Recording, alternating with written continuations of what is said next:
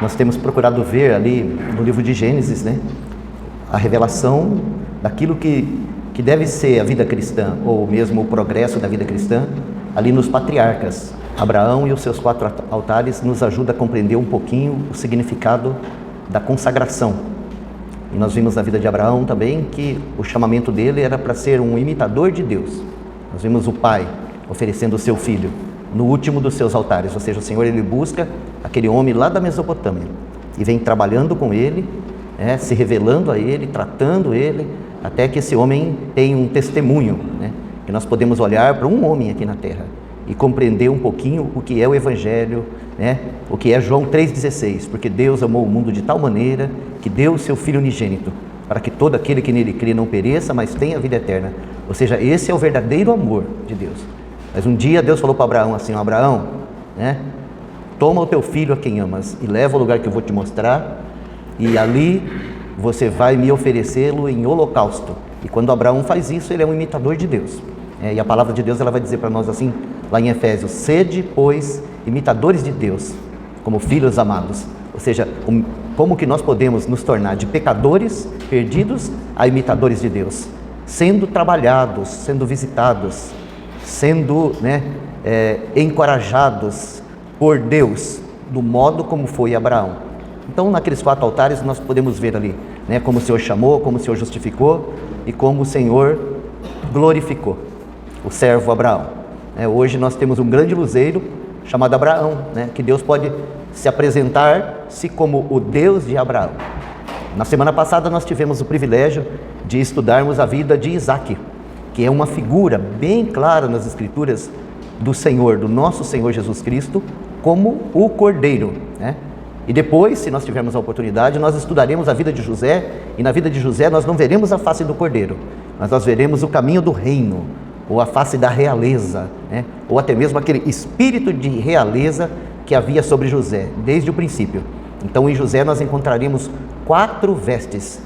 Primeiro ele tem aquela veste de filho amado, depois ele tem aquela veste de servo, depois ele tem aquela veste de encarcerado, depois ele tem aquela veste de governador.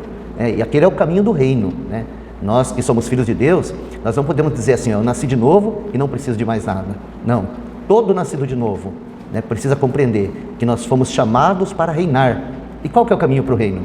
Então lá em 2 Timóteo, no capítulo 2, no versículo 10, está escrito assim: se sofrermos, também com ele reinaremos. Está escrito assim: se sofrermos. Que tipo de sofrimento que é esse? É o sofrimento de filho, porque existem 2 linhas na Bíblia que explicam o sofrimento. A primeira delas, que é a que a gente conhece, é a lei da semeadura e colheita. Agora, essa daí, ela é uma tragédia, porque está escrito: de Deus não se zomba, está lá em Gálatas: o que o homem plantar, certamente ceifará. Essa é uma linha. Mas existe uma outra linha, um pouco mais alta, que é a linha da filiação, e ela também está de Gênesis e Apocalipse. Ou seja, todo pai que ama, disciplina e corrige o seu filho para aproveitamento. Então é esse tipo de sofrimento que está falando, os arranjos soberanos do nosso Pai, para que nós sejamos transformados, para que nós tenhamos o caráter do reino implantado dentro de nós, e para que nós sejamos preparados para aquela obra gloriosa que o Senhor tem reservado para os seus filhos maduros. Existe um versículo lá em Romanos 8, que fala que a criação aguarda com expectativa a manifestação dos filhos maduros de Deus.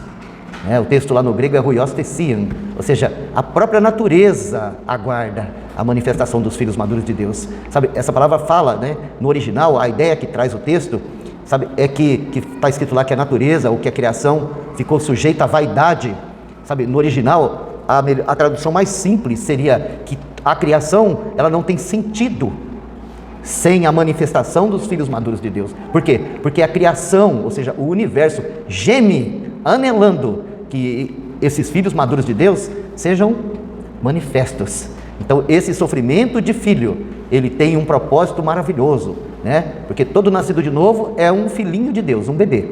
Mas o desejo do Senhor é falar conosco como ele falou do seu filho lá no Monte da Transfiguração. Fala assim: esse é o meu filho, é o meu filho pronto, esse é o meu filho pronto. Então, esse é o nosso chamamento também. Um dia nós estaremos lá com o Senhor, né?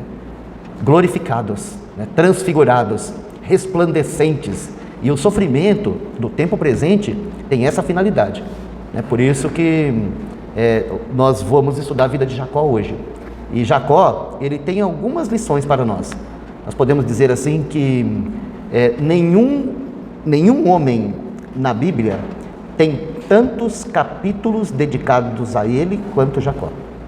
Se nós estudarmos o Antigo Testamento, entre Jacó e Israel, essas duas palavras que são a mesma pessoa, né, são os nomes mais citados em todo o Antigo Testamento, Jacó e Israel. Podemos fazer uma pesquisa que nós vamos cansar de encontrar esses nomes e anotar lá, né?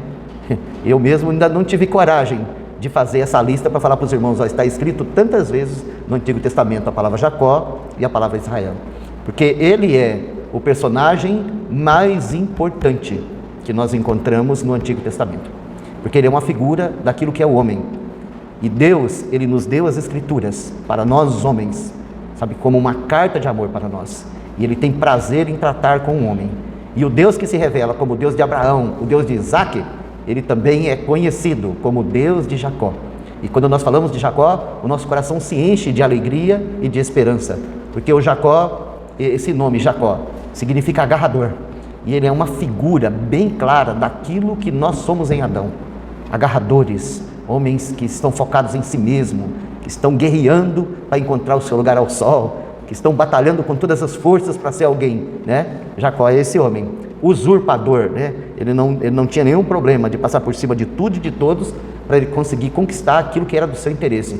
E o Senhor é capaz de tomar esse homem e transformá-lo de agarrador a abençoador, de mentiroso, enganador, a profeta, e de alguém que era focado em si mesmo em um adorador. Jacó, ele se transforma em abençoador, profeta e adorador. Então, logo, sabe, a chave para nós compreendermos aí a jornada de Jacó é a transformação.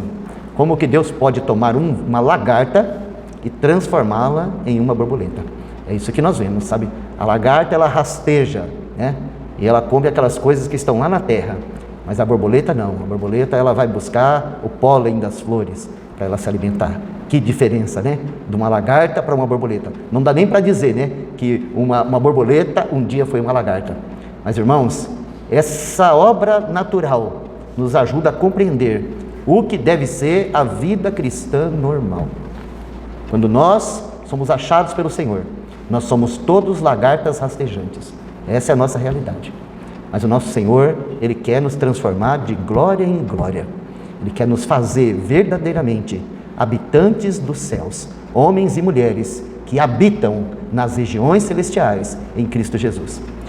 Um dia o irmão, deixa eu me lembrar o nome do irmão, acho que foi o irmão Stephen Kang. Ele foi visitar o irmão Austin Sparks. E quando ele chegou no escritório do irmão Austin Sparks, ele encontrou lá um quadro na parede. E o quadro estava escrito assim: olhe para baixo. Então o irmão Stephen Kang falou assim: irmão, esse quadro, ele não está certo. A palavra não fala que a gente tem que olhar para cima? Como que você vai, né? Como que eu vou... Para que eu devo olhar para baixo? A irmã Austin Sparks falou para ele assim: ó, depende da posição que você se encontra. Se você é um cidadão da terra, você tem que olhar para cima. Mas se você está sentado com Cristo nas regiões celestiais, aí você pode olhar para baixo, por um ângulo bem diferente.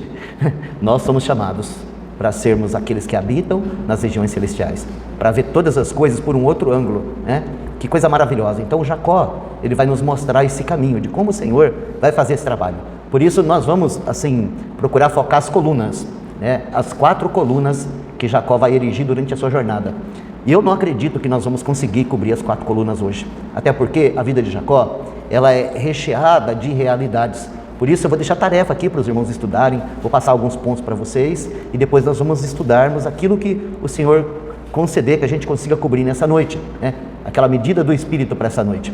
Mas é importante os irmãos saberem que nós encontramos uma outra grande realidade na vida de Jacó, que eu posso dizer assim, que é uma das doutrinas de mais difícil compreensão na carreira cristã. Mas se nós estudarmos com clareza essa doutrina, nós vamos descobrir que a vida de Jacó vai nos dar um caminho para termos uma compreensão equilibrada dessa doutrina, porque Jacó também representa a eleição. Esse assunto da eleição é um assunto que a cristandade não tem compreensão clara. Há extremos sobre esse assunto, onde a gente se perde, mas nós podemos nos libertar desses extremos, se nós tomarmos o Antigo Testamento e estudarmos a vida de Jacó, porque ele é o primeiro eleito. Então nós podemos dizer assim, que se existe, um povo terreno de Deus, chamado a nação de Israel, é porque Deus escolheu a Jacó. E de Jacó nasceu Judá, e de Judá nasceu Jesus. E nós, que somos a herança celestial de Abraão, a descendência espiritual de Jacó, nós somos eleitos em Cristo Jesus. Compreende isso? Nós somos eleitos em Cristo Jesus. A gente precisa compreender isso, que fora de Cristo não há nada para nós. Fora de Cristo nós somos igual a Esaú, não tem nem bênção para nós. Mas em Cristo Jesus nós somos eleitos. Eleitos nele, é assim que está em Efésios, Eleitos nele, antes da fundação do mundo. Louvado seja Deus, porque Deus escolheu nos salvar pela fé em Jesus Cristo. Deus não escolheu nos salvar por genealogia, por raça, por sangue, não. Ele escolheu nos salvar pela loucura da pregação. Então é por causa disso que nós somos eleitos em Cristo Jesus. Então nós temos que nos libertar dessa ideia, de que nós somos eleitos por nós mesmos. Não, nós somos eleitos em Cristo Jesus. E é muito importante nós compreendermos isso. E estudar a vida de Jacó vai ajudar a gente a compreender isso e compreender como que Deus faz esse trabalho com o homem. Por isso eu não quero correr, porque é muito importante esse assunto. Amém? Vamos fazer o seguinte, vamos tomar alguns textos do Novo Testamento para nós colocarmos como base, então, para a nossa meditação nessa noite. O primeiro deles está em Romanos, capítulo 8, versículo 29 e 30. Antes da gente fazer a leitura, vamos ter mais uma palavra de oração? Pai querido, nós somos gratos a Ti por essa noite. Louvado seja o Teu nome, Senhor, por nos reunir mais uma vez em torno da Tua palavra. Nós reconhecemos, Senhor, toda a nossa miséria e nossa incapacidade de compreender as Tuas verdades. Por isso, nessa noite, nós rogamos a Ti que o Senhor envolva esse local com o Teu Espírito Santo, que o Senhor possa tomar conta das nossas mentes e nos conceder entendimento, espírito de sabedoria e de revelação. Nos ajuda, Senhor, a ver aquilo que o Senhor está nos mostrando e a ouvir aquilo que o Senhor está nos falando. Leva, Senhor, toda a preocupação, toda a ansiedade, todo o conhecimento natural e tudo aquilo que não serve para a Tua palavra. Leva embora, para que nós possamos nos assentar aos pés do nosso Senhor e ouvir a Tua voz. Ó Senhor, Tu sabes que nem eu tenho capacidade para expressar o que o Senhor quer dizer, e que nem os irmãos têm capacidade para ouvir e entender. Então nós pedimos socorro, Senhor, nos socorra, repreenda o nosso adversário, Senhor, repreenda os inimigos da Tua palavra, Senhor, e fala-nos com aquele Teu falar, aquele Teu cício manso e suave. Fala aos nossos corações, de modo tal, Senhor, que nós possamos ser exortados, repreendidos, encorajados, fortalecidos e sustentados pela Tua santa e bendita palavra. Nós Te pedimos em nome de Jesus. Amém. Porque os que dantes conheceu, também os predestinou para serem conformes à imagem do seu Filho, a fim de que ele seja o primogênito entre muitos irmãos. E aos que predestinou, a estes também chamou. E aos que chamou, a estes também justificou. E aos que justificou, a estes também glorificou. Esse é o primeiro texto. O segundo texto está em Romanos, capítulo 6, versículo 22. Mas agora, libertados do pecado e tendo sido feitos servos de Deus, tende o vosso fruto para a santificação e, por fim, a vida eterna. Nesses dois versículos, desses dois textos, eu quero separar algumas palavras-chave para nós compreendermos a vida de Jacó. A primeira delas é o chamado, porque o Senhor, Ele chamou. A parte da eleição nós vamos cobrir também, tá? Mas a primeira delas é o chamado. Depois, que essa é a primeira coluna de Jacó. A primeira coluna é no chamado. Depois, a segunda palavra é santificação. Então, a segunda coluna é santificação, tá? A terceira coluna de Jacó, nós vamos chamá-la a coluna da glória, ou seja, a glorificação, tá? E a quarta coluna de Jacó, nós vamos chamar de a coluna do verdadeiro amor. Nós vamos tomar essas quatro colunas. Talvez a gente não consiga cobrir elas, mas já fica aqui como base para os irmãos estudarem. E aí, então, eu vou precisar de mais 2 textos aqui do Novo Testamento para nós fazermos aí nossa introdução na vida de Jacó. Esses 2 textos estão na segunda epístola do apóstolo Paulo aos Coríntios, e provavelmente esses textos vai ser assim os que a gente vai conseguir cobrir hoje. 2 Coríntios, o primeiro deles é para explicar o segundo. Então, o primeiro está no capítulo 4, o versículo 17. Porque a nossa leve e momentânea tribulação produz para nós um peso eterno de glória muito excelente. Porque a nossa leve e momentânea tribulação produz para nós um peso eterno de glória muito excelente. Esse texto, eu quis ler ele com os irmãos, para ler outro, né? Mas eu quero ler outro de uma maneira um pouco diferente. Voltando, né, no capítulo 3 de 2 Coríntios, no versículo 18, 2 Coríntios 3, 18, diz assim a palavra do Senhor: mas todos nós, com o rosto descoberto, refletindo como um espelho a glória do Senhor, somos transformados de glória em glória, na mesma imagem, como pelo Espírito do Senhor. Ou seja, esse é o assunto que nós vamos estudar hoje, transformação, né? Como que o Senhor executou esse trabalho de transformação na vida de Jacó. E aqui está falando que quando nós contemplamos a face do Senhor, né, como que por um espelho, nós somos transformados de glória em glória na mesma imagem do Senhor. Ou seja, aquilo que nós, seres humanos, nós somos assim, nós somos transformados naquilo que contemplamos. Ou seja, nós ficamos olhando para alguma coisa e aquilo nos transforma, né? E essa palavra de glória em glória é uma palavra magnífica, né?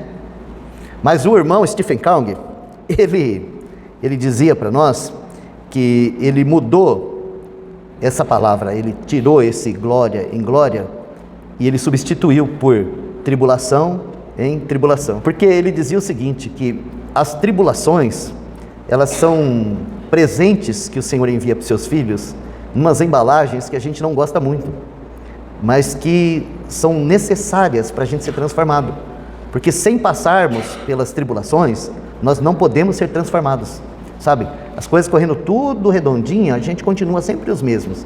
Mas é quando vem as tribulações que aquelas verdades que a gente tinha aqui na nossa mente apenas como teoria, se torna a nossa experiência prática.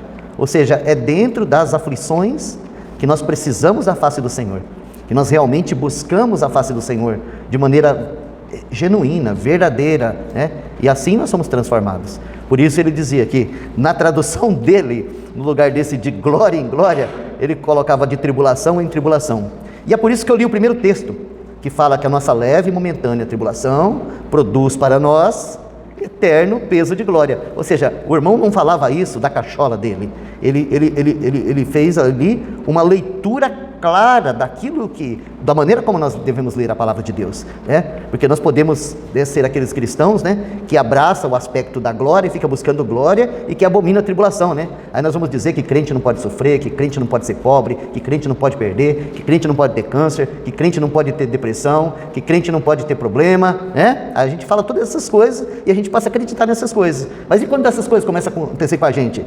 Daí nós vamos inventar aquela velha desculpa que nós não somos nascidos de novo? Misericórdia, né, irmãos? Na verdade, o nosso Senhor, Ele tem feito para Ele mesmo um povo que passa pelo fogo, que passa pela água, junto com Ele e subsiste. E as tribulações, elas são necessárias para que a gente conheça o poder que está em nós. Sabe, nós somos como aquele arbusto no deserto que queima, mas não se consome. Porque o combustível que queima não é o arbusto, é o próprio Senhor em nós. Então é maravilhoso a gente saber disso, que é exatamente isso, é de tribulação em tribulação. que nós vamos avançando, que nós vamos crescendo, que o Senhor vai sendo, vai conformando-nos a Ele mesmo, ou seja, que a nossa vida vai recebendo aquilo que é o caráter aprovado, Tem um texto também em Romanos, que fala disso de uma maneira muito, muito maravilhosa. Romanos capítulo 5, Nós podemos dizer assim que aqui é o texto onde nós encontramos assim a conclusão do assunto da justificação, que é maravilhosa, Ser feito justo para Deus é uma coisa muito maravilhosa, é um presente da graça de Deus, E Romanos 5 começa assim, tendo sido justificados pela fé, temos paz com Deus por nosso Senhor Jesus Cristo, pelo qual também temos entrada pela fé a esta graça, na qual estamos firmados e nos gloriamos na esperança da glória de Deus. É uma maravilha isso, Porque todo justificado tem essa esperança, Porque, como nós vemos lá, o que de antemão chamou, também justificou. E o que justificou, também glorificou. É maravilhoso isso. Então, nós que somos justificados, nós sabemos que aquele que começou a boa obra vai completar. Ou seja, nós também seremos glorificados. Mas aqui, ele vai dizer o seguinte no versículo 3. Ele vai falar assim, e não somente isso. Ou seja, a justificação não é o tudo. E nem a esperança da glória é o tudo. Mas ele vai dizer assim, e não somente isso, mas também nos gloriamos nas próprias tribulações, sabendo que a tribulação produz a paciência, e a paciência, caráter aprovado, e o caráter aprovado, a esperança. Maravilhoso isso, Saber que a tribulação, ela vai fazer isso conosco, ela vai nos transformar. É muito importante isso. Então isso, irmãos, é a doutrina. Agora nós vamos olhar para a ilustração, o testemunho na vida de Jacó. Então vamos lá, Gênesis 25, 19. E estas são as gerações de Isaque, filho de Abraão. Abraão gerou a Isaque, e era Isaque da idade de 40 anos, quando tomou por mulher a Rebeca, filha de Betuel, arameu, de Padã Arã, irmã de Labão, arameu. E Isaque orou insistentemente ao Senhor por sua mulher, porquanto era estéril. E o Senhor ouviu suas orações, e Rebeca, sua mulher, concebeu. Aqui começa a história de Jacó. É aqui que vai começar. Mas eu quero dar um detalhe para os irmãos aqui, Importante, que nós falamos na semana passada sobre essa união tão maravilhosa de Isaque e Rebeca, E nós falamos, sobre essa questão de que Isaque soube esperar do Senhor uma esposa. E nós pontuamos que quando o Senhor enviou para Isaque essa Rebeca, ele estava orando ao Senhor e contemplando o Senhor, quando chegou essa outra metade para ele. Nós falamos da importância dos jovens aprenderem esses princípios, de que o Senhor é poderoso para trazer até nós aquilo que realmente é a outra metade. E nós pontuamos também para os irmãos, que não é porque o Senhor nos trouxe a outra metade, que essa outra metade ela vai ser perfeita, porque nós não somos perfeitos, O Senhor vai trazer na medida para nós. Agora, Rebeca, ela tinha lá os seus probleminhas, E Isaque, ele vai orar insistentemente ao Senhor por sua mulher. Ou seja, ele é um homem espiritual, ele não vai apontar os dedos e falar assim, você não tem condição, você é estéril, você não pode me dar filho, Ele orou insistentemente. E aí às vezes a gente fica pensando, o que significa essa palavra, orar insistentemente, Porque nós gostamos muito daquele caminho do Senhor no Getsêmani, que orou 3 vezes, Nós falamos assim, 3 vezes é insistentemente, Irmãos, quando Jacó e Esaú nasceu, Isaque tinha 60 anos. Então nós podemos dizer assim, que existe 19 anos de intercessão por uma esposa estéril. Que lição nós aprendemos aqui, irmãos? 19 anos. Que precioso. São lições espirituais que a gente não deve passar batido. A gente precisa parar, olhar e aprender. O quanto nós somos ansiosos, avechados, E o quanto nós perdemos, essas oportunidades de conhecer o Senhor através das tribulações. Com certeza, Isaque cresceu espiritualmente nesses 19 anos, que ele esteve ali orando ao Senhor por sua esposa. Esse é o verdadeiro amor. Bom, eu acho que a gente pode continuar, No versículo 23, ou no 22, onde eu parei, está escrito assim: e os filhos lutavam dentro dela. Então disse: se assim é, por que sou eu assim? Esse é o conflito da mulher, Os filhos estão lá brigando e ela fala assim, mas por que eu sou assim, O que está acontecendo? Mas olha só que maravilha, Que maravilha. Isaque orava por sua esposa. E agora nós vimos a esposa indo perguntar ao Senhor. E foi perguntar ao Senhor. E o Senhor lhe disse: 2 nações há no teu ventre, 2 povos se dividirão das tuas entranhas, e um povo será mais forte do que o outro povo, e o maior servirá o menor. Irmãos, aqui nós vimos a doutrina da eleição. Está aqui. Ou seja, Isaque e Esaú ainda não tinham nascido. E o Senhor, na sua presciência, ou seja, o Senhor, Ele conhece o passado, o presente e o futuro. Nós não conhecemos, mas o Senhor conhece. Então o Senhor disse: o maior servirá o menor. Ou seja, o Senhor inverteu a posição da tradição, porque na tradição é sempre o primogênito quem tem todas as regalias, e o resto dos irmãos são ali sujeitos à lei da primogenitura. Mas antes de Jacó e Esaú nascer, respirar desse ar, dizer papai, mamãe, o Senhor já tinha dito: o maior servirá o menor. Então aqui nós encontramos em germen, tá, a doutrina da eleição. Ou seja, nós podemos dizer assim que Jacó é um eleito. Agora, eu não vou estudar isso hoje com os irmãos, mas eu também não posso deixar os irmãos voando. Então eu vou apenas fazer alguns comentários sobre o assunto. Porque Jacó e Esaú, eles são figuras. São figuras. A interpretação dessas figuras no Novo Testamento é o primeiro homem, Adão, e o segundo homem, Cristo. Ou seja, Cristo não é o primeiro homem, Cristo é o segundo homem. Agora, o primeiro homem, Adão, ele foi feito pecador? Não, a gente sabe disso. Foi um fruto que ele comeu, que não era para comer. Foi apenas um fruto que ele comeu, que fez com que ele perdesse aquele direito de primogenitura e se tornasse, o caído. Essa é a diferença entre Adão e Cristo. Adão no paraíso com tudo caiu, Cristo no deserto venceu sem nada. Que diferença maravilhosa. Então nós podemos dizer que aqui, no drama da redenção, já é nos apresentada essa realidade sobre o primeiro homem, o segundo homem. O nosso Senhor é o segundo homem e o último Adão. Então vamos falar assim, Esaú, que é Edom, é uma figura de Adão, porque Edom significa da terra, vermelho, e ele recebeu esse nome porque ele vendeu o seu direito de primogenitura por uma sopa de lentilhas. Não é muito parecido com o nosso primeiro homem, Adão? Ou seja, o Senhor escolheu a Jacó. O Senhor escolheu a Jacó, mas o Senhor entregou nas mãos de Esaú a primazia. O Senhor entregou nas mãos dele o direito de primogenitura. O que ele fez com o direito de primogenitura? Ele trocou por uma sopa. Então, irmãos, é muito importante a gente compreender isso, porque aí nós vamos entender a doutrina da eleição de um modo claro. Jacó é o escolhido de Deus, mas Esaú não foi desprezado por Deus. Esaú, ele recebeu tudo e jogou fora. E normalmente é assim, que acontece com a humanidade. Isso é replicado na humanidade. Então aqui nós temos essa figura do primeiro homem, do segundo homem. Por isso que em Adão todos morrem. Sabe, essa vida natural nossa, que a gente se agarra tanto a ela, a gente não quer o Senhor, essa vida não vale nada.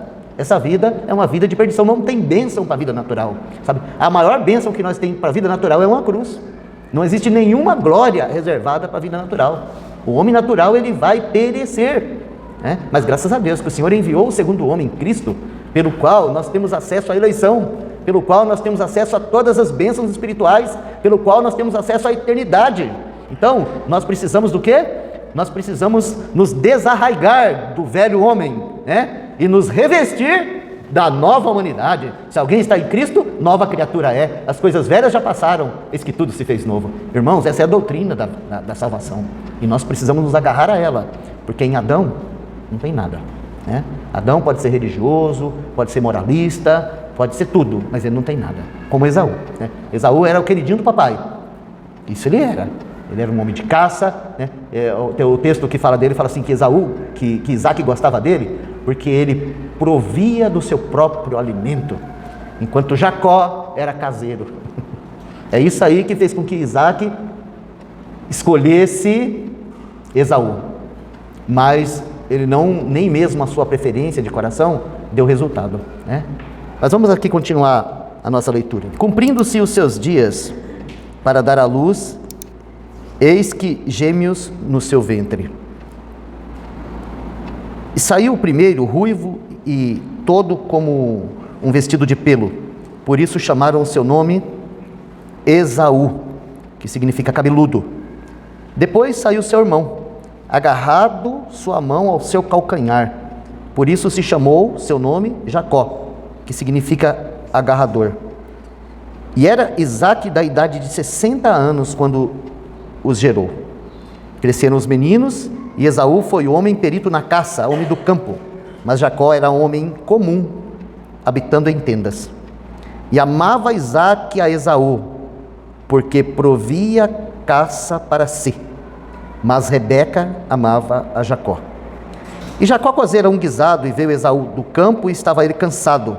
E disse Esaú a Jacó: deixa-me, peço-te, comer desse guisado vermelho, porque estou cansado. Por isso se chamou Edom.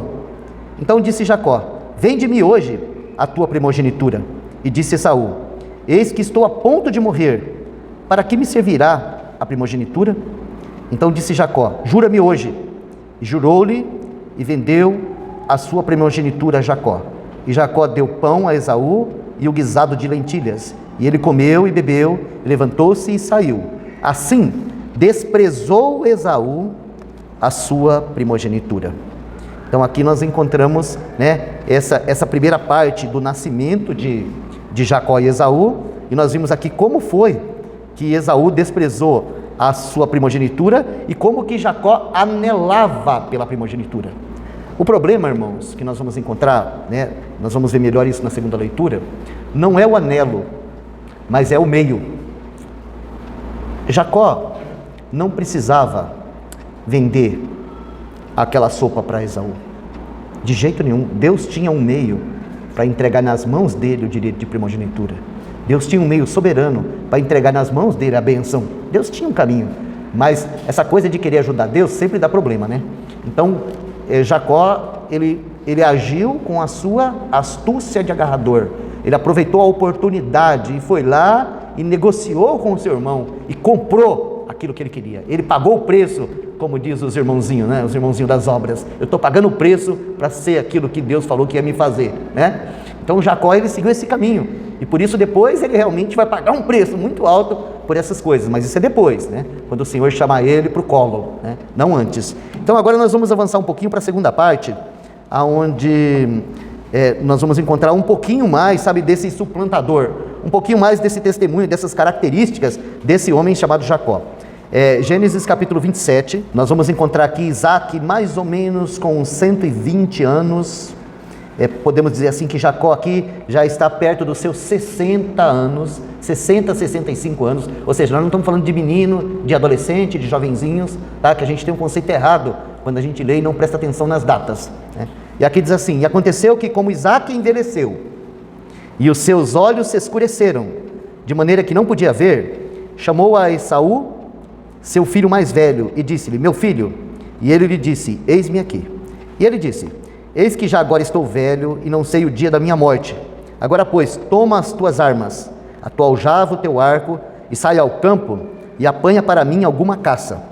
E faze-me um guisado saboroso, como eu gosto, e traze-me, para que eu coma, para que minha alma te abençoe, antes que morra. E Rebeca escutou quando Isaque falava ao seu filho Esaú. E foi Esaú ao campo para apanhar a caça que havia de trazer. Então falou Rebeca a Jacó, seu filho, dizendo: eis que tenho ouvido do seu pai, que falava com Esaú, teu irmão, dizendo: traze-me caça e faze-me um guisado saboroso, para que eu coma e te abençoe diante da face do Senhor, antes da minha morte. Agora, pois, filho meu, ouve a minha voz naquilo que eu te mando. Eu vou ler só até aqui, o resto eu vou deixar de tarefa para vocês. Mas aqui nós encontramos, eu quis fazer essa leitura extensa, porque nós encontramos aqui um assunto um pouco diferente. Aqui nós não encontramos uma esposa, que tem uma relação ali com o seu marido mais, de buscar o Senhor para responder as coisas. Nós não encontramos isso. Aqui nós encontramos pais que têm os seus filhos preferidos, e isso a gente sabe o problema que isso é numa família, nós não encontramos mais aqui aquela coisa maravilhosa do governo soberano do Senhor.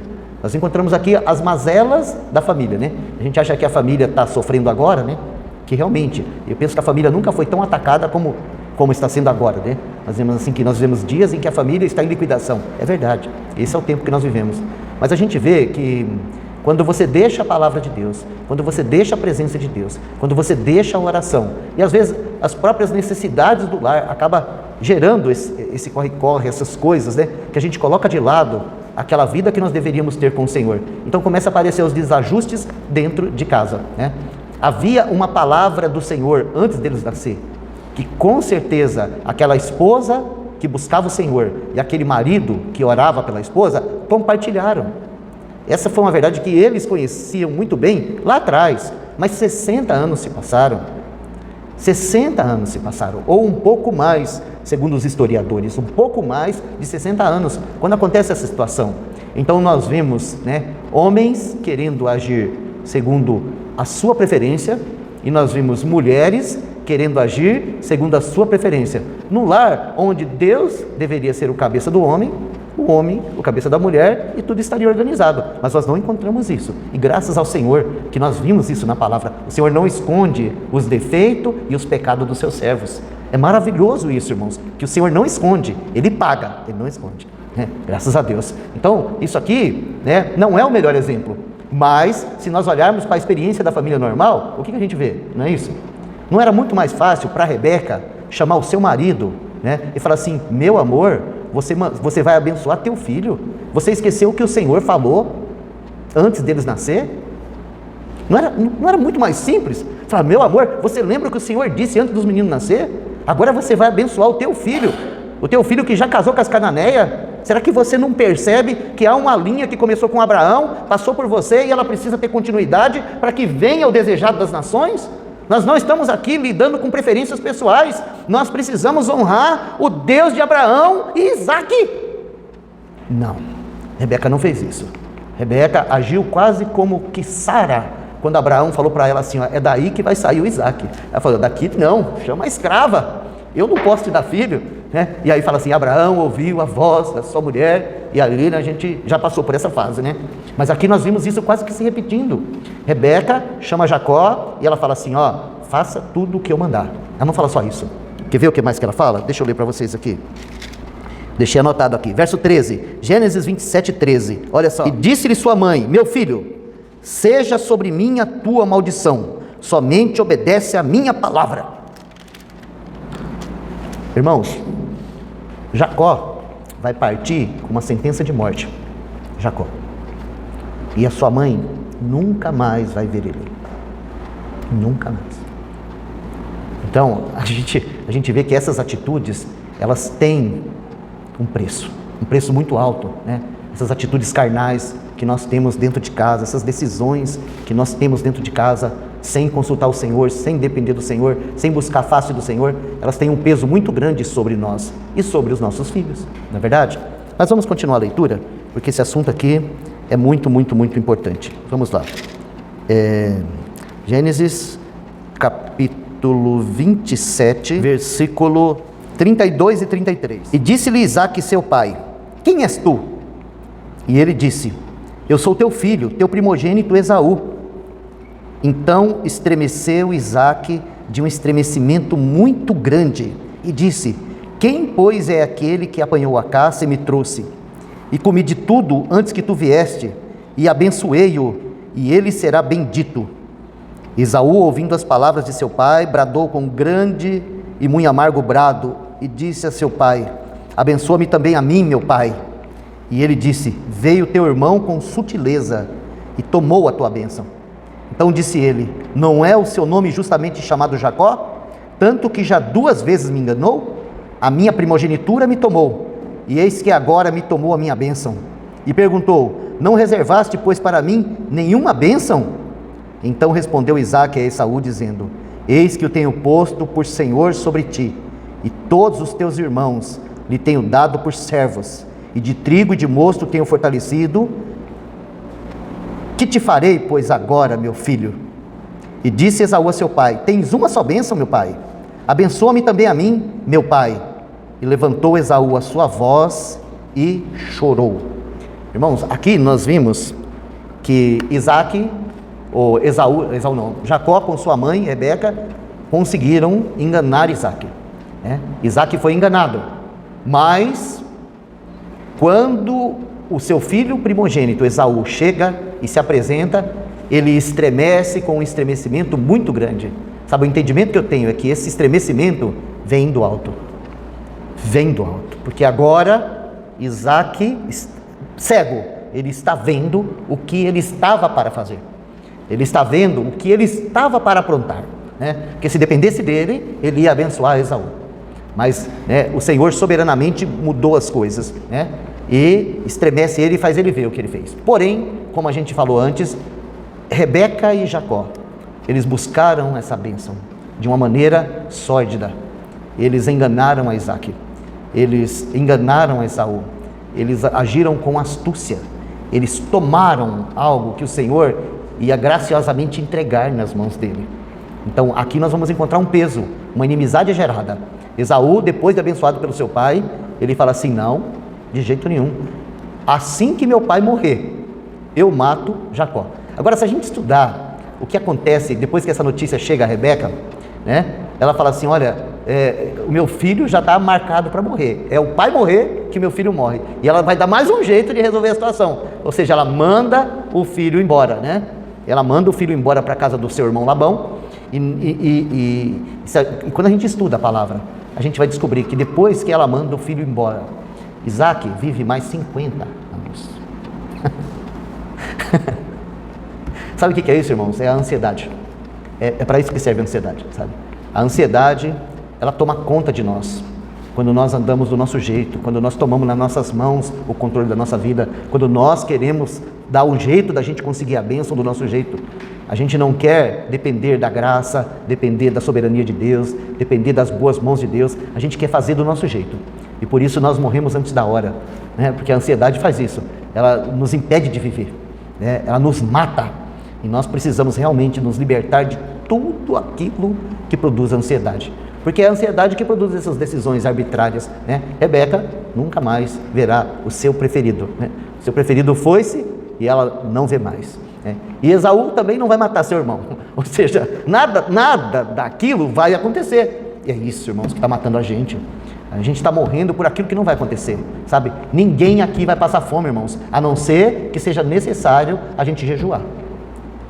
A não ser que seja necessário a gente jejuar, porque nós temos um provedor, nós temos um pai, nós temos um Deus soberano, nós estamos debaixo de um plano eterno, e nós precisamos confiar naquele que nos chamou, naquele que nos justificou, naquele que nos glorificou. Nós temos que confiar. Você sabia que o livro de Apocalipse todo, o verbo que é usado no livro de Apocalipse todo, o principal verbo do livro de Apocalipse, está tudo no passado? Está tudo no passado. É um livro que foi escrito no tempo passado, que é para a gente saber que o nosso Senhor é o Senhor da história. E Ele não fala lá que vai aparecer a besta, Ele fala que apareceu. Ele não fala lá que o Senhor e os santos vai enfrentar a besta e o reino da besta e vencer. Não, Ele fala que enfrentou e venceu. Ele não fala lá que os vencedores vão aparecer, Ele fala que apareceu. Ele não fala lá que o novo céu e a nova terra vai ser criado, Ele fala que já está lá. Ou seja, irmãos, nós servimos o Senhor da história. Então por que a gente vai andar ansioso com o dia de amanhã? Por que a gente vai ficar preocupado com essas coisas corriqueiras, cotidianas, Por que a gente vai se envolver com essas coisas? Na verdade, o Senhor fala que nós devemos estar vigilantes e atentos em todo o tempo, sabe? Para que a gente seja tido por digno de estar em pé diante do Senhor na sua vinda e ser arrebatado antes que toda essa tragédia aconteça nesse mundo. É isso que o texto fala, e é assim que nós devemos viver. Viver pela fé é isso, viver pela fé é confiar naquele que nos chamou.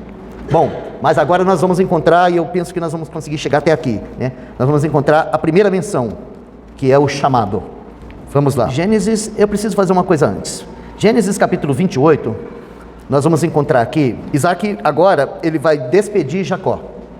Ele vai despedir Jacó por causa daquela palavra de Rebeca. Rebeca, ela fala para Isaac que ela está enfadada da vida, que ela está ansiosa, que ela está sofrendo com Esaú, e que agora ela tem medo que Jacó tome umas mulheres de lá para se casar, e ela pede para que Isaac envie Esaú. Então quando a gente chega no capítulo 28, nós vamos encontrar primeiro aqui Isaac, ordenado pelo Senhor, por aquele estremecimento que ele teve, porque aquela bênção com que Isaac abençoou Jacó lá, naquela barganha, ela não é nem um pouco significativa comparado com essa bênção aqui, porque essa é a bênção que estava guardada para Jacó por Deus. Não precisava aqui fazer nada, não precisava se disfarçar de Esaú, não precisava, sabe, da mãe fazer o cabrito, não precisava de nada disso. Aqui está a bênção.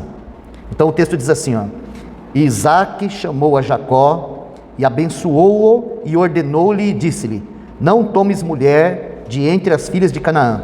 Levanta-te e vai a Padã Arã, a casa de Betuel, pai de tua mãe, e toma de lá uma mulher das filhas de Labão, irmão de tua mãe. E Deus Todo-Poderoso te abençoe e te faça frutificar e te multiplique para que sejas uma multidão de povos. E te dê a bênção de Abraão, a ti e a tua descendência contigo, para que em herança possuas a terra de tuas peregrinações, que Deus deu a Abraão. Essa era a bênção, essa é a bênção, a verdadeira bênção, né? É a bênção sem barganha. Assim despediu Isaac a Jacó, o qual foi a Padã Arã, a Labão, filho de Betuel, arameu, irmão de Rebeca, mãe de Jacó e Esaú. Vendo, pois, Esaú que Isaac abençoara Jacó e o enviara a Padã Arã para tomar mulher dali para si, e que abençoando lhe ordenara, dizendo: não tomes mulher das filhas de Canaã, e que Jacó obedecera a seu pai e a sua mãe, e se fora a Padã Arã, vendo também Esaú que as filhas de Canaã eram más aos olhos de Isaac seu pai, foi Esaú a Ismael e tomou para si por mulher, além das suas duas mulheres, a Maalate, filha de Ismael, filho de Abraão, irmã de Nebaiote. Partiu, pois, Jacó de Berseba e foi a Arã. E chegou a um lugar onde passou a noite, porque já o sol era posto. E tomou uma das pedras daquele lugar e a pôs por seu travesseiro, e deitou-se naquele lugar. E sonhou, e eis que uma escada posta na terra, cujo topo tocava no céu. E eis que os anjos de Deus subiam e desciam por ela. E eis que o Senhor estava em cima dela, e disse: eu sou o Senhor, Deus de Abraão teu pai, o Deus de Isaque. Esta terra em que estás deitado darei a ti e a tua descendência. E a tua descendência será como pó da terra, e estender-se-á ao ocidente, ao oriente, ao norte, ao sul. E em ti e na tua descendência serão benditas todas as famílias da terra. E eis que eu estou contigo, e te guardarei por onde quer que fores, e te farei tornar a esta terra, porque não te deixarei, até que haja cumprido o que eu te tenho falado. Que promessa maravilhosa! Aqui, irmãos, nós temos a revelação. Jacó, ele chega nesse lugar, ele toma uma pedra, faz de travesseiro, e se o Senhor quisesse, poderia ter exterminado com ele ali. Mas o Senhor faz algo totalmente diferente. O Senhor se revela a ele ali. E todos nós precisamos disso. Seja você filho de quem quer que seja. Filho de crente é ímpio. Tá? Desculpa eu te falar isso, mas essa é a verdade. Filho de crente é ímpio. Filho de crente é abençoado por ele nascer num lar cristão, mas ele é ímpio. Ele precisa conhecer o Senhor. Ele precisa ter sua experiência pessoal com o Senhor. E aqui Jacó tem a sua primeira revelação. Ele fala de Deus, ele fala: Deus que mandou fazer isso aqui, Deus que preparou a caça, Deus está comigo, eu quero a bênção de Deus. Mas ele não tem um conhecimento pessoal de quem é Deus. Agora não, agora ele sabe quem é Deus.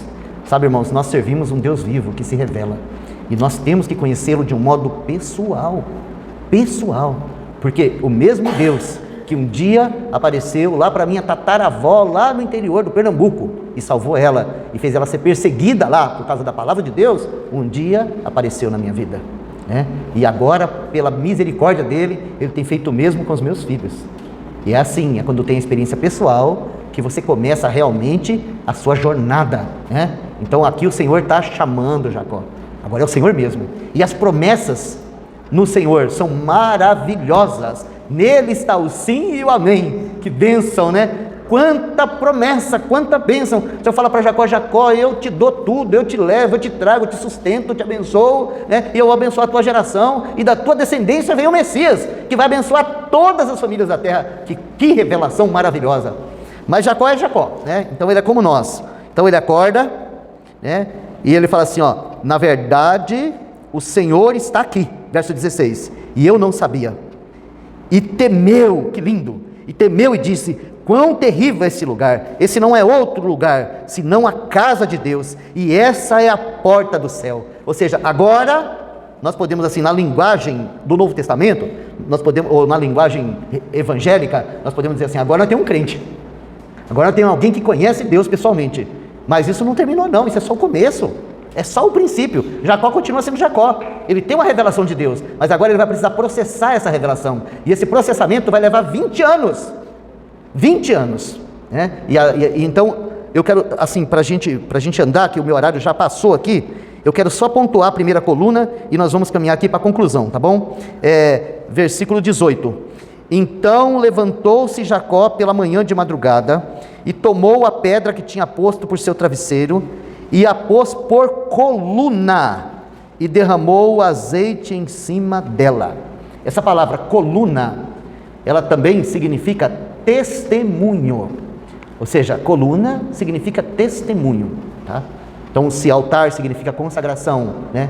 Se poço significa vida escondida, coluna significa testemunho, né? Se os irmãos querem ver isso com mais carinho, na segunda coluna a palavra está bem clara. Deixa eu mostrar para os irmãos, que nós não vamos conseguir chegar lá mesmo, então eu vou mostrar para os irmãos, só para os irmãos verem o significado da palavra coluna. Gênesis capítulo 31, versículo 52, está escrito assim, ó: este montão seja testemunha, e esta coluna seja testemunha, que eu não passarei este montão a ti, e que tu não passarás esse montão a mim, e esta coluna a mim para o mal.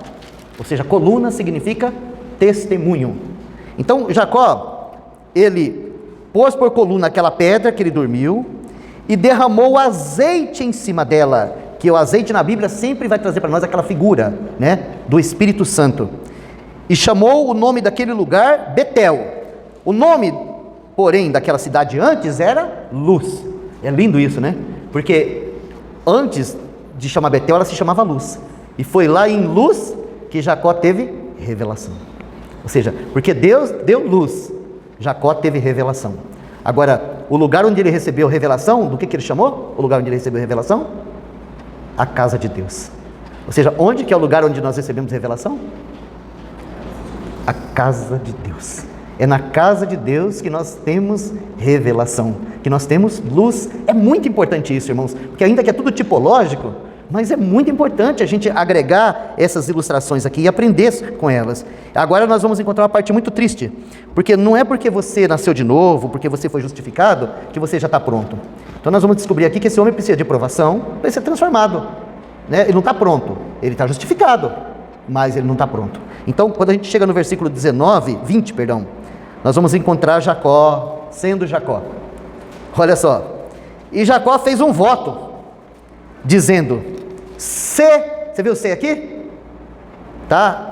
Esse C aqui é o Jacó, é o negociador, o usurpador, o suplantador. Fala assim, ó: se Deus for comigo e me guardar nessa viagem que faço, e me der pão para comer e vestes para vestir, e eu em paz tornar a casa de meu pai, o Senhor será o meu Deus, e essa pedra que tenho posto por coluna será a casa de Deus. E de tudo quanto me deres, certamente te darei o dízimo. Sabe, irmãos, Jacó continua sendo Jacó. Por isso ele faz esse voto. Porque a revelação do Senhor, ela ia muito além de pão para comer, roupa para vestir, voltar para casa e ser feliz. Ela era muito maior. A revelação que Deus deu para ele apontava para Cristo. A revelação que Deus deu para ele era muito maior. Mas ele faz o seu voto baseado no seu coração. Eu quero que os irmãos continuem estudando a palavra, e quando eu voltar, que a gente for continuar, eu quero que os irmãos mostrem para mim aonde está escrito que Jacó pagou o voto dele, sabe? Eu quero que os irmãos me mostrem, porque eu tenho procurado isso há anos, e eu nunca consegui achar, porque Jacó é como nós. Então, irmãos, Deus não quer saber dos teus C, Ele tem promessa na tua vida. Deus não precisa do teu dízimo para Ele te abençoar. Na verdade, quando nós vamos estudar sobre o ensinamento dessas coisas, lá no Antigo Testamento mesmo, sobre a lei do dízimo em Deuteronômio 15, sabe como começa? Começa assim, ó: quando o Senhor teu Deus te tiver abençoado, darás. Não tem nada com esse tipo de ensino da prosperidade que a gente tem hoje aí, que você pode negociar com Deus, barganhar com Deus, e Ele é obrigado a dar as coisas para você, porque você vai dar coisa para Ele. Ele não precisa de nada disso. Ele precisa de um coração íntegro, de um homem transformado, de um homem que confia nas promessas dEle e depende dEle. E a partir do momento que o teu coração é enriquecido com a verdade, que tudo que você tem vem dos céus, você aprende o que significa generosidade, você tem prazer de ofertar, sabe, de distribuir, de repartir, de abençoar, porque você sabe que você não está fazendo nada com o que é seu, você está fazendo com aquilo que você tem recebido dia após dia do teu provedor. Você viu que inversão? Mas como nós somos tudo meio Jacó, né? Então a gente é assim também, né? A gente acha que porque a gente fez o voto, Deus tem a obrigação de cumprir. Porque a gente fez a nossa parte, Deus tem a obrigação de abençoar. Mas olha, irmãos, Jacó sai daqui, dessa coluna, e vai encontrar com o tio Labão. O tio Labão é a lei da semeadura e a colheita. O tio Labão e as suas filhas têm lá 20 aninhos de Então esse homem ele vai voltar pronto para andar com Deus, depois de 20 anos de tratamento. Deus não desiste de nós. E porque Ele não desiste de nós, Ele prepara para nós, né, uma outra metade. A outra metade de Jacó não era nem Raquel nem Lia. A outra metade de Jacó era Labão. O dia que Labão encontrou ele, falou assim: você é carne da minha carne e osso dos meus ossos. Quase como Adão fez com Eva. Louvado seja Deus que Ele tem preparado tudo isso para nós, né? O Senhor é maravilhoso, irmãos. E eu vou encerrar por aqui porque o meu horário já foi longe. Mas é assim que começa o testemunho, tá? Começa com revelação. Sem revelação não há testemunho. Então nós precisamos orar ao Senhor para que Ele se revele a nós de um modo pessoal. Sabe, o Senhor não desistiu de Jacó, não vai desistir de você. Apesar de você, apesar de mim, é maravilhoso saber disso, que o Senhor, Ele nos chamou, e porque Ele nos chamou, Ele nos justificou, e porque Ele nos justificou, Ele nos glorificou. Louvado seja o nome do Senhor. Pai, nós te agradecemos pela Tua palavra. Ó Senhor, não permita que nada, nem ninguém, possa roubar as verdades que o Senhor trouxe para nós hoje, do nosso coração. Nos capacita, Senhor, a meditar na Tua palavra e a responder a Tua palavra, Senhor, de maneira que dignifique, que honre o Teu santo e bendito nome. Nós somos tão gratos a Ti, Senhor, porque o Senhor é o Deus de Abraão, Isaque e Jacó, e todos nós somos Jacó. Então nós ficamos muito gratos de saber que o Senhor é o nosso Deus. Louvado seja o Teu nome, Senhor. É maravilhoso saber que o Senhor começou uma boa obra e o Senhor há de completá-la até o dia de Cristo, e que nós, por causa da obra do Calvário, nós estamos incluídos nessa obra e nós estamos sendo trabalhados pelo Senhor. Ó Senhor, não desiste de nós. Ó Senhor, abra os nossos olhos e nos faça ver, Senhor, esse propósito tão lindo do Senhor nas nossas vidas, e nos conduza, Senhor, de tribulação em tribulação, até alcançarmos, Senhor, esse eterno peso de glória que o Senhor planejou para nós antes da fundação do mundo. Esse é o nosso pedido a Ti, Senhor, e nós somos gratos, em nome do Senhor Jesus. Amém.